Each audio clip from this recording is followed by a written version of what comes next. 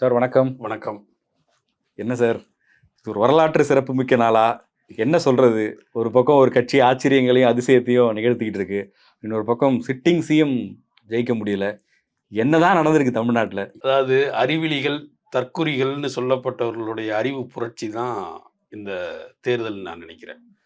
அறிவாளிகள் நினைத்தவர்கள் தற்குறியாகி மாறி போனவர்கள் மாறி போயிட்டாங்க இந்த தேர்தலில்.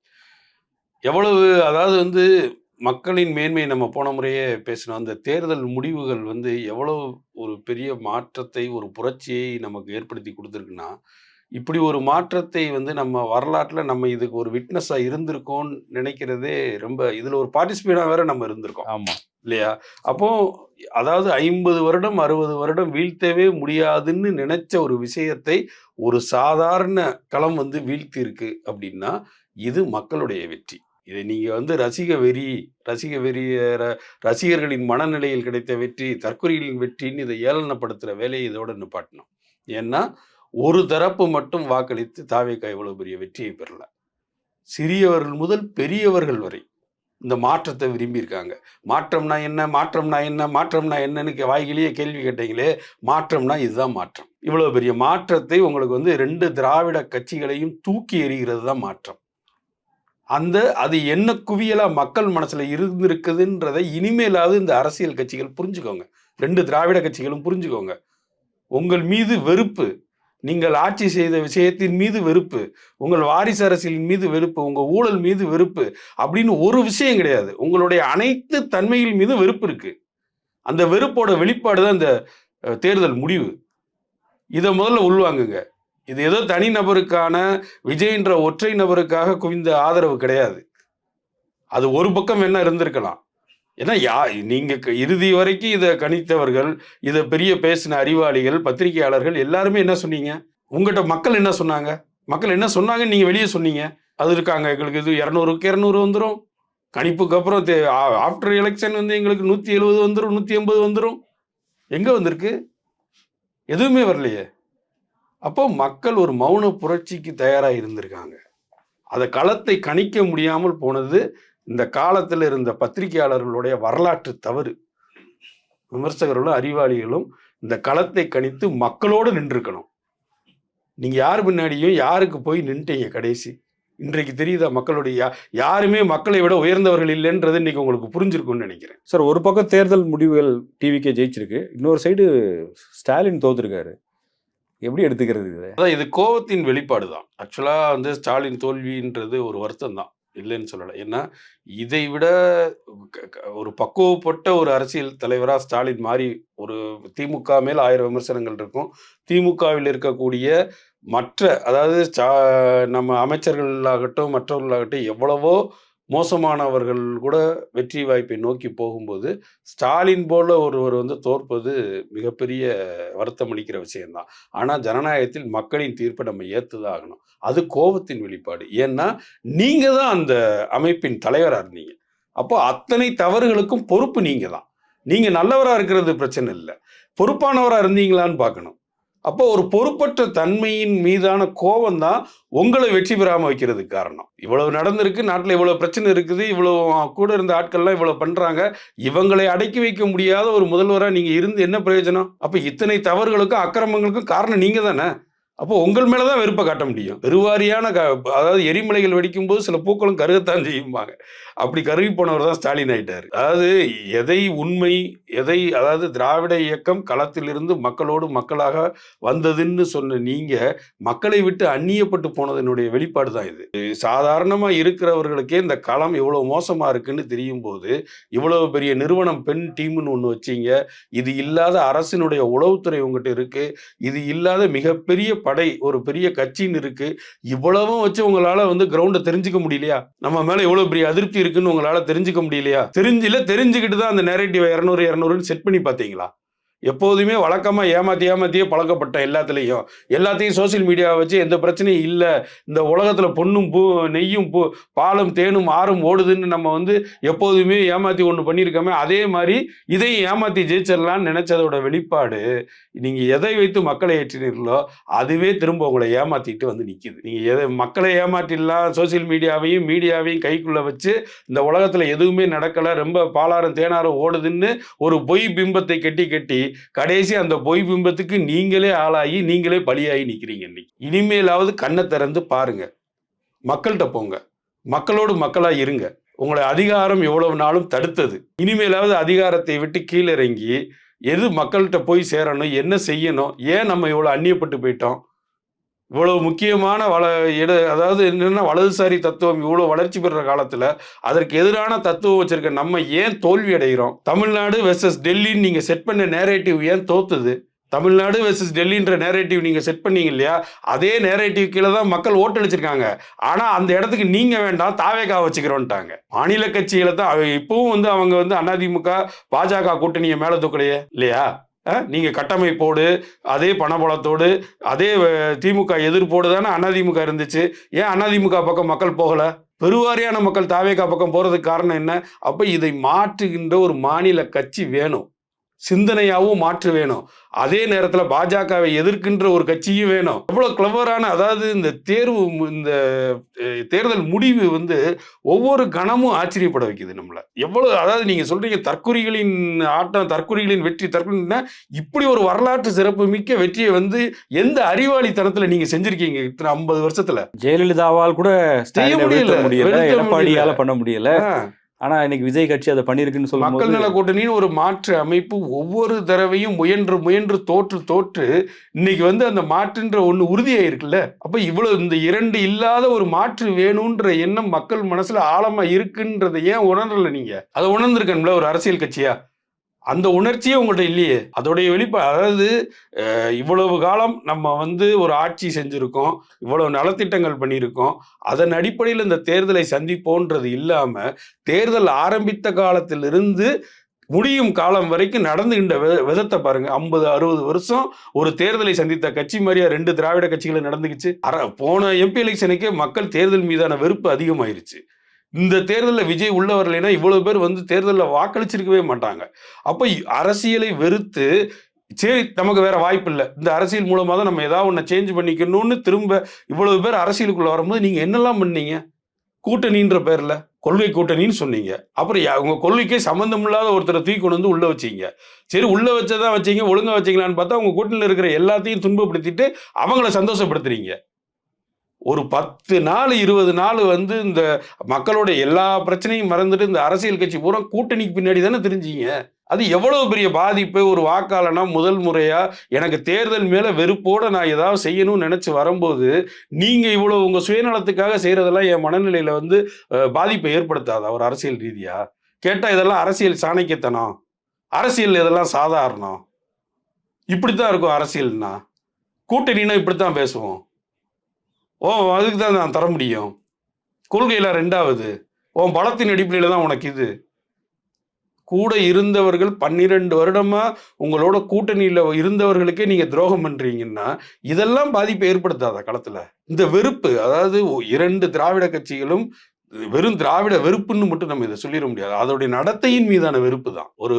ஒரு வருடம் கட்சியை ஆரம்பித்து எந்த கட்டமைப்பும் இல்லாத, எந்த விஷயத்தையும் தெளிவாக சொல்லாத ஒருத்தர் எங்களுக்கு போதுமானவர்.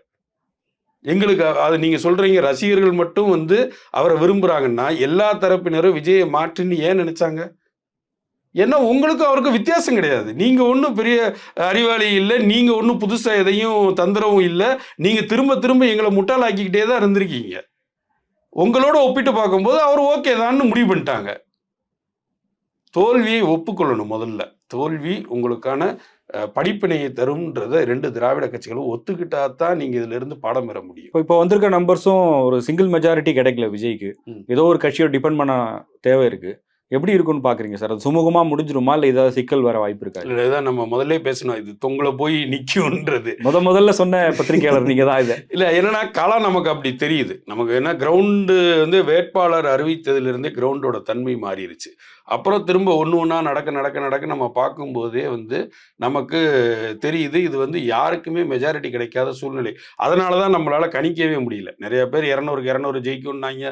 அதுக்கப்புறம் தேர்தலுக்கு பிந்தின கருத்து கணிப்பெல்லாம் சொன்னாங்க. ஆனா, அப்போ எப்போ கேண்டிடேட்ட அனௌன்ஸ் பண்ணாங்களோ, அந்த கணத்திலிருந்தே களம் மாறிவிட்டது. யாரு ஜெயிப்பாங்கன்றத சொல்லவே முடியாத சூழல் உருவாயிருச்சு. இப்ப இன்றைக்கு இருக்கிற சூழ்நிலையில் இது மீண்டும் வந்து கூட்டணி ஆட்சியில தான் போய் நிக்கும். கண்டிப்பா. இல்ல அது ஸ்மூத்தா நடக்குமான்னு நான் கேட்கிறேன். யாருடைய ஆதரவு அவருக்கு கிடைக்கும்? இல்ல இதுக்கு பின்னாடி வேற ஏதாவது அ மேல இருந்து ஏதாவது வேலைகள் நடக்குமா?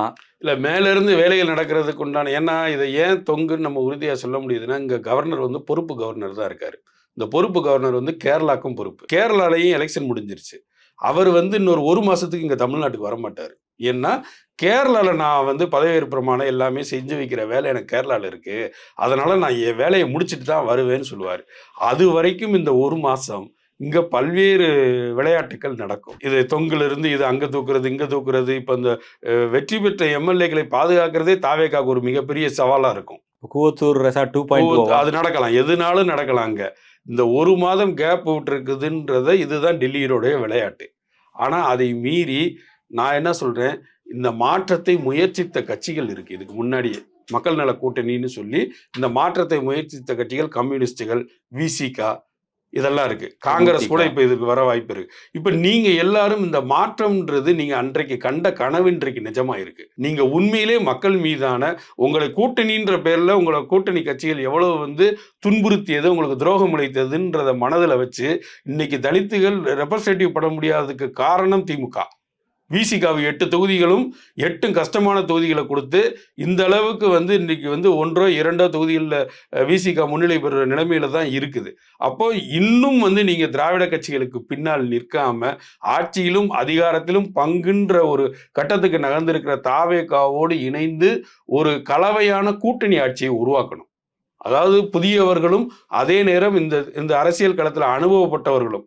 நீங்களும் வந்து இந்த ஆட்சியில பங்கு கொண்டு, ஒரு ஒரு வடிவமான ஒரு ஆட்சியை ஏற்படுத்தினா, அது வந்து உலகத்துக்கு ரொம்ப இந்தியாவுக்கே முன்னுதாரணமான ஒரு விஷயமா கூட இருக்கும். ஏன்னா, உங்களுக்கு கூட்டணியாக, கொள்கையாக மாறுபட்டவர்கள் கிடையாது இவர்கள் யாரும். மாநில உரிமைகள்லயோ, மத்த விஷயங்கள்லயோ, உங்களுக்கு விசிகாவோ இல்ல கம்யூனிஸ்டுகளோ, உங்களோடு காங்கிரஸும் இருப்பது வந்து கூடுதல் பலம் தான். அப்போ அப்படி ஒரு பலத்தை ஏற்படுத்தக்கூடிய மனநிலைக்கு திமுக கூட்டணியில் இருக்கக்கூடிய காங்கிரஸ், விசிக, கம்யூனிஸ்டுகள் முன் வரணும். இது தாவேகாவே அழைக்கலைனாலும், இல்ல தாவேகாவும் அழைக்கணும். அதே நேரத்துல நீங்களும் இதை மக்களுக்கு ஏன்னா மக்களின் தீர்ப்பு இது. மக்கள் வந்து அப்படி பெரும்பான்மை குடுத்திருந்தா தாவேகாக்கே குடுத்திருப்பாங்க. 130, 140. ஆனா தாவேகாவும் எங்க தனி மெஜாரிட்டியோடு வந்தாலும் அதுவும் நாளைக்கு எங்க மோனோபோலி ஆயிருமோன்னு அவர்களையும் ஒரு லிமிட்டுக்குள்ள வச்சிருந்தாங்க. அப்ப இது வந்து இது ஒன்று அமையணும்ன்றது மக்களின் எண்ணம். நாங்க ஒரே இதுல பார்த்து முடிச்சுட்டோம்ப்பா. தனி மெஜாரிட்டி குடுத்து, அவங்க எங்கள கடைசி எந்த நிலைமைக்கு தள்ளிட்டாங்கன்றத நாங்க பல தடவ பார்த்துட்டோம். இந்த தடவை எல்லாரும் அவர்களுடைய சமூக நீதி தாவேகாவாக மாறி, எல்லாரும் அவரவர்களுடைய பங்குக்கு ஒன்று சேர்ந்து ஒரு ஆட்சியை நடத்துங்கன்னு சொல்றாங்க. அதை உணர்ந்து பாமக முதற்கொண்டு எல்லாருமே வந்து வெளிய வந்து ஆதரவு தெரிவிப்பா. அடுத்து அதுதான் நடக்கும்னு நினைக்கிறேன் நான். ஏன்னா, ஒரு வேளை இவர் அதிகாரத்தில் பங்குன்னு சொல்றதுனால, இப்ப 2 சீட்டு வச்சிருக்கவங்க, 5 சீட்டு வச்சிருக்கவங்களுக்கு கூட ஒரு அமைச்சரவை குடுக்கலாம். அப்படிங்கும்போது அது அந்த கட்சிக்கு வந்து ஒரு புது உ உத்வேகத்த தரும். இப்ப பாமகவுக்கு 2 அமைச்சரோ, விசிகாவுக்கு 1 அமைச்சரோ, கம்யூனிஸ்டுகளுக்கோ, காங்கிரஸுக்கோ குடுக்கும்போது அதிகாரம் பரவலாகும். ஒரே இடத்துல குமியாது. நாம இதுவரைக்கும் பார்க்காத ஒரு அரசாங்கத்த பார்ப்போம். ஒரு புதுவிதமான புதுவிதமா இருக்கும். நீங்க எல்லாமே ஒரே இடத்துல ஒரு மொத்தமா குமிஞ்சு இருக்காம, ஒரு சுகாதாரத்துறை பாமகட்ட இருக்குது. போக்குவரத்து துறை விசிகாட்ட இருக்குது. இந்த பக்கம் பொதுப்பணித்துறை வந்து காங்கிரஸ்ல இருக்குதுன்னா, அதிகாரம் பரவலாயிரும்ல. எல்லா தரப்புக்கும் அதிகாரம் போய் சேர்ந்துரும்.